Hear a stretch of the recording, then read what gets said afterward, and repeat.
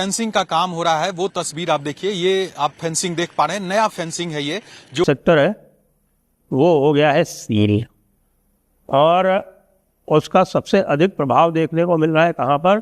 बांग्लादेश में। अब मुझे पाकिस्तान पे एतबार नहीं है। कोबरा वायर की क्या खासियत है कि उसके अंदर बिजली दौड़ती है,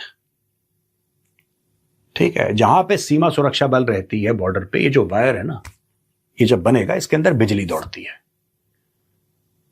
तो अगली बार आपका मन चाहे कि आप पोल वोल्ट खेलें जैसे ओलंपिक्स में होता है, या आपको ऐसा लगे कि नहीं साहब अब तो मुझे तार काट के अंदर आना है भारत के।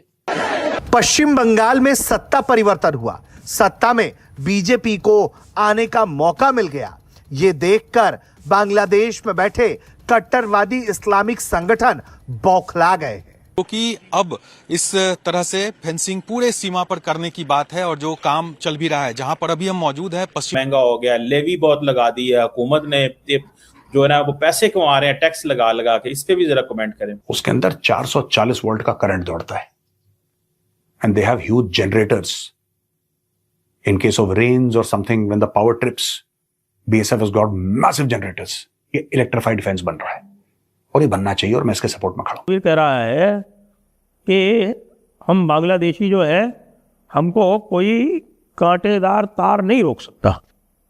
मतलब उनका ये कहना है कि उनका ये जन्मसिद्ध अधिकार ने कहा है जी कि हमारे खिलाफ जो प्रोपेगेंडा है वो पाकिस्तान की बिल्डिंगों की बेसमेंट से हो रहा है। नमस्कार दोस्तों बांग्लादेशियों का एक प्लान था कि ग्रेटर बांग्लादेश का प्राइम मिनिस्टर बना देंगे ममता बनर्जी को, जो कि पूरी तरह से फेल हो गया है। अब वहाँ पे ममता बनर्जी के समर्थन में बहुत बड़े बड़े जुलूस निकल रहे हैं, जिसमें कहा जा रहा है कि जिसमें धमकियाँ दी जा रही हैं कि भाई ममता बनर्जी की सरकारों को फिर से बहाल करो। हालांकि इनकी सुनने कौन वाला है। दूसरी तरफ भारत सरकार ने, बीएसएफ ने पूरी तैयारी कर ली इन बांग्लादेशियों को सबक सिखाने के लिए। जैसे कि चीफ मिनिस्टर ऑफ आसाम और बंगाल दोनों ने कहा था कि भाई इनको ढूंढ ढूंढ के निकाला जाएगा, और यही बात गृह मंत्री जी ने भी कही थी कि भाई बांग्लादेशियों को निकाला जाएगा। उसका काम शुरू हो चुका है। अब बांग्लादेशियों का मुकाबला सिर्फ बीएसएफ से नहीं बल्कि कोबरा और 440 वोल्ट के करंट से भी होगा बांग्लादेश इंडिया बॉर्डर पे, जो कि बांग्लादेशियों के लिए एक बहुत बुरी खबर है। और यही वजह है कि बांग्लादेशी पूरी तरह से समर्थन में आ गए ममता बनर्जी के, और इनकी कोशिश है कि भाई किसी भी तरह से दंगा करके इस सारे मामले को पलटा जाए। लेकिन भारत सरकार, बीएसएफ और सेना जो है पूरी तरह से तैयार है, पूरी तैयारी पे है बांग्लादेशियों को सबक सिखाने के लिए। आप इस सब के बारे में क्या सोचते हैं? क्या मोदी सरकार का यह रुख 440 आप इस सब के बारे में क्या सोचते हैं? क्या मोदी सरकार का ये रुख जो है 440 वोल्ट का करंट वाला बिल्कुल ठीक है? कमेंट बॉक्स में ज़रूर लिखें। वीडियो अच्छा लगे तो लाइक करें, शेयर करें। के दौरान मोदी जी ने एक बात की थी, सबका साथ सबका विकास और सबका हिसाब। अब ये सबका हिसाब है क्या? इसके लिए मैंने एक अलग वीडियो बनाया है अपने दूसरे चैनल पर। आजकल सोशल मीडिया के ज़रिए बहुत ज़्यादा गुमराह किया जाता है लोगों को, और जैसे ध्रुव राठी जैसे लोग करते हैं। तो इन सबको रोकने के लिए मैंने अपना एक दूसरा चैनल खोला है, और मुझे आप लोगों का सपोर्ट चाहिए। तो मेरे दूसरे चैनल पे ये वीडियो आप ज़रूर देखिएगा। इसका लिंक आपको डिस्क्रिप्शन बॉक्स में और आई बटन पे मिल जाएगा। चैनल को सब्सक्राइब करना ना भूलें और बेल का आइकन प्रेस कर दें लेटेस्ट नोटिफिकेशन के लिए। आगे बढ़ते हैं इस वीडियो में। सब एक बड़ी ब्रेकिंग न्यूज़ है वैसे। ब्रेकिंग न्यूज़ ये है कि आरएसएस के जनरल सेक्रेटरी ये कह रहे हैं कि पाकिस्तान के साथ डायलॉग के दरवाजे बंद ना करें। नहीं तो ये दरअसल जरा ये बड़ी इंपॉर्टेंट बात है। ये कुछ दिनों से इंडिया के अंदर इस चीज को हाईलाइट किया गया कि ट्रैक 2 होता है। ट्रैक 2 में हमारे साबिक जनरल, पॉलिटिशियन और डिप्लोमेट्स मिलते हैं। मुझे इस चीज का पता है, मैं बहुत सारे पाकिस्तानियों को जानता हूं जो इंडियन लीडरशिप से जाकर मिलते हैं। तार आप कैसे देखते हैं ये जो इंडिया के अंदर चेंजिंग आ रही है कि जनरल सेक्रेटरी आरएसएस जो कि बीजेपी को कंट्रोल करती है, उनका आइडियोलॉग है, सारा कुछ है। आपको क्या लगता है ये माहौल बनाया जा रहा है मोदी गवर्नमेंट की तरफ से कि हमें पाकिस्तान से बात करनी चाहिए? डिफरेंट स्टेक होल्डर मीडिया पे बात कर रहे हैं, कोई माहौल बनता नजर आ रहा है आपको? नहीं, टू लेट। मैं सब दो चीजें मैं गुजारिश कर रहा हूं। मैंने बीजेपी को बड़ा, मैंने हिस्ट्री पढ़ने की कोशिश की। ये बड़ी सिविलाइज पार्टी थी चीमा साहब। वाजपेयी जो थे वो इनसे थे, अडानी साहब थे, बड़े बड़े कदावर लोग बीजेपी के मेंबर थे।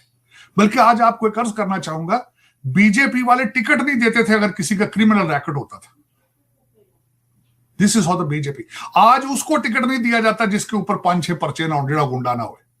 This is a change.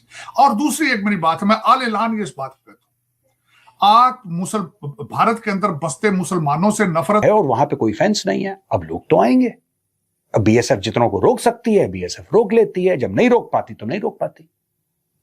वहां से कैटल स्मगलिंग होती है, ह्यूमन स्मगलिंग होती है, घुसपैठिए आते हैं, ड्रग्स आते हैं, ये दुनिया भर की चीजें वहां से आती हैं। जब ये सारी की सारी चीजें हो जाएंगी, जैसा कि बोल दिया शुभेंदु अधिकारी जी ने कि ठीक है हम ये जमीन दे देंगे, एक आदेश तो पास करना है, कर दिया ना आदेश पास। अब मैं आपसे एक बात यह पूछता हूं कि 10 साल पहले आदेश क्यों नहीं पास हुआ? ये 15 साल पहले आदेश क्यों नहीं पास हुआ? ये 20 साल पहले आदेश क्यों नहीं पास हुआ? हर रोज इन गैप से कई 100 बांग्लादेशी भारत के अंदर घुसते हैं और इनको रोकने के लिए फेंस जरूरी है। क्या फेंस 100% 100% आप कह सकते हैं कि साहब आपने फेंस बना दिया तो 100% घुसपैठिए रुक जाएंगे? नहीं, बिल्कुल नहीं, ऐसा हो ही नहीं सकता। वो फेंस अमेरिका बनाए, वो चाइना बनाए, भैया नहीं रुक सकता तो नहीं रुक सकता, कहानी खत्म। लेकिन बहुत हद तक आप रोक सकते हैं, आप 90-95% रोक सकते हैं, 90 to 95% आप रोक देंगे। फिर कोई सुरंग खोद के आएगा, कोई ऐसे आएगा वैसे आएगा, फिर आपको अलग तरीके से डील करना पड़ेगा। यहां पे घुसपैठिए आ रहे थे, बीएसएफ ने ठोक दिया, ठीक है, और देर आए दुरुस्त है, बीएसएफ ने ठोक दिया। अब जब बीएसएफ ने ठोका तो वहां पे बांग्लादेश में बहुत बुरा लगा लोगों को कि यार ऐसा क्यों कर दिया भाई, क्यों? एक बात बताओ, मेले में आ रहे हो, मौसी का घर है, क्या है ये? जब मन चाहे मुंह उठा के आ जाते हैं। अच्छा, फिर बुरा भी लगता है इनको। अब ये देखिए साहब, स्टेटमेंट मैं आपको पढ़ के बता रहा हूं, ये मेरे सामने कागज पड़ा हुआ है, ये कागज में देखिए। पीएम तारिक रहमान के फॉरेन अफेयर्स एडवाइजर हैं हुमायूं कबीर। उनका यह कहना है कि Bangladesh can not be intimidated with barbed wire. एक बार्ब्ड वायर से आप बांग्लादेश को इंटिमिडेट नहीं कर सकते, ठीक है। अब मुझे Bangladesh wants to see whether Adhikari government is following election rhetoric and governance. People of Bangladesh are not afraid of. आपका क्या मतलब है? बांग्लादेश के लोग तार से नहीं डरते, या फिर तार लांगोगे तुम लोग? मुझे हुमायूं कबीर को एक बात नहीं समझ में आ रही। ये एडवाइजर हैं, फॉरेन अफेयर्स एडवाइजर हैं ये प्राइम मिनिस्टर को। हम लोग यही तो चाहते हैं कि आप हमारे देश में ना आए। आपको इसका भी बुरा कैसे लग सकता है? मुझे एक बात समझ में नहीं आ रही। ये बांग्लादेशियों को क्या हो गया? What's wrong with you guys? All we are saying is that if you want to come into India, there is a process. How will you feel if millions of Indians entered? Okay, we are not going to do that. We have never done it. But how do you feel if millions of people from Myanmar came inside Bangladesh? आपको कैसा लगेगा? मुझे तो यही बात समझ में नहीं आ रही। I am so shocked. ये हुमायूं कबीर और बांग्लादेश के कई सारे लोग ऐसी ऐसी बातें कर रहे हैं कि हम आपके तार से नहीं डरते। आपको डरने के लिए किसने बोला? This just to keep you out. This is simply to keep you out. हम नहीं चाहते। सेक्टर है वो हो गया है सीरिया, और उसका सबसे अधिक प्रभाव देखने को मिल रहा है कहाँ पर? बांग्लादेश में। याद रखिए, बांग्लादेश में फॉरेन मिनिस्ट्री का जो एडवाइज़र है, मज़े की बात है कि उसका नाम भी हुमायूं कबीर है, और वो हुमायूं कबीर कह रहा है कि हम बांग्लादेशी जो है, हमको कोई कांटेदार तार नहीं रोक सकता। मतलब उनका ये कहना है कि उनका ये जन्मसिद्ध अधिकार है कि वो भारत में घुसे, भारत में घुस के और अपने अपने वहाँ पर हिसाब किताब करें, पैसा भी कमाए, और पैसा कमाने के साथ साथ भारत का इस्लामीकरण भी करें। वास्तव में ये प्रोजेक्ट जो है अब ये रोक दिया गया है। अब ये रोकने के बाद इसको पीछे हटाने का काम जो है वो हेमंत विश्व शर्मा जी तो पहले से ही कर रहे हैं, और अब जो है शुभेंदु अधिकारी भी इसमें लग रहे हैं। आपको पता है, मैंने कल आपको बताया था कि रेड रोड पे नमाज बंद। अच्छा चलिए, रेड रोड पे नमाज बंद है तब तो ठीक है, लेकिन एक बात बताना मैं भूल गया था आपको, बल्कि वो बाद में मेरे ध्यान में आई, और वो ये है कि यहाँ पर भी लाउड स्पीकर वाला नियम लागू हो गया है जो उत्तर प्रदेश में है।